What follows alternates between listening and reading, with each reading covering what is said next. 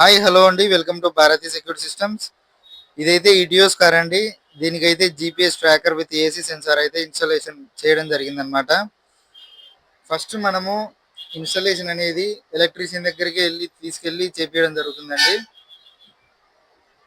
వాళ్ళైతే ఫస్ట్ మనకు dash board అయితే ఓపెన్ చేసుకున్నారు. ఇటియోస్ కార్లో మెయిన్గా ఈ డాష్ బోర్డ్ ఉంటుంది కదా, స్పీడోమీటర్ ఇదంతా ఆ పార్ట్ ఏదైతే ఉందో అదంతా వాళ్ళైతే రిమూవ్ చేసుకోవడం జరిగింది.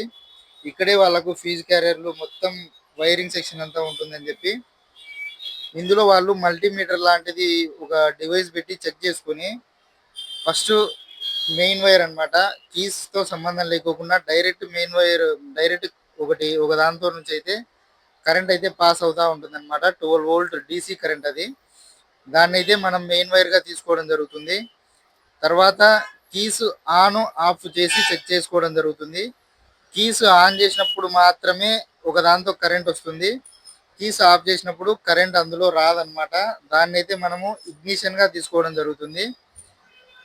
ఇలా వాళ్ళైతే చెక్ చేసుకున్న తర్వాత ఎక్కడ స్లీవ్స్ అనేవి కట్ చేయకోకుండా డైరెక్ట్ పిన్లోనే కూర్చోబెట్టడం జరుగుతుంది అనమాట. ఒకవేళ ఏదైనా అట్లా పిన్లో సరిగా సెట్ కాకపోతే వైర్ అనేది జస్ట్ స్లీవ్స్ తీసి దానికే టేప్ వేయడం జరుగుతుంది. దీనివల్ల ఎటువంటి మీకు ఇన్సూరెన్స్ ప్రాబ్లం అనేవి రాకోకుండా ఉంటుందన్నమాట.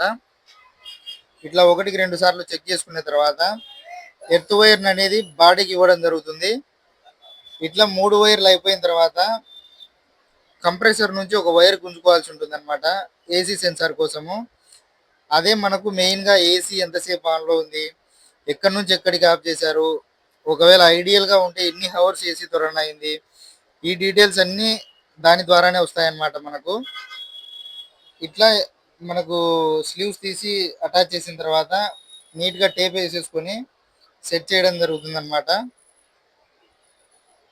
ఇది GPS tracker with AC sensor అండి.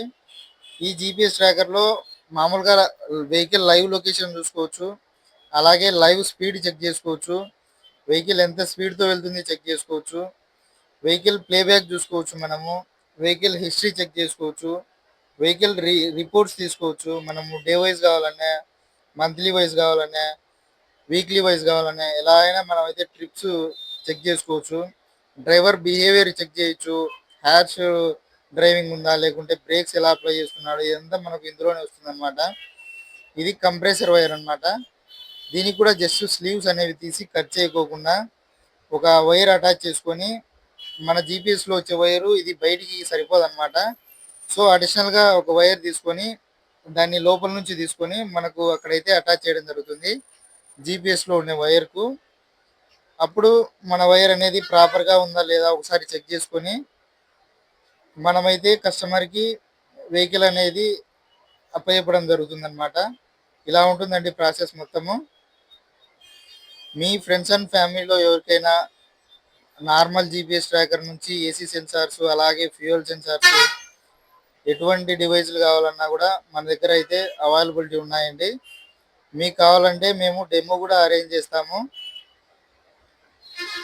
థ్యాంక్ యూ అండి, భారతీ సెక్యూరిటీ సిస్టమ్స్.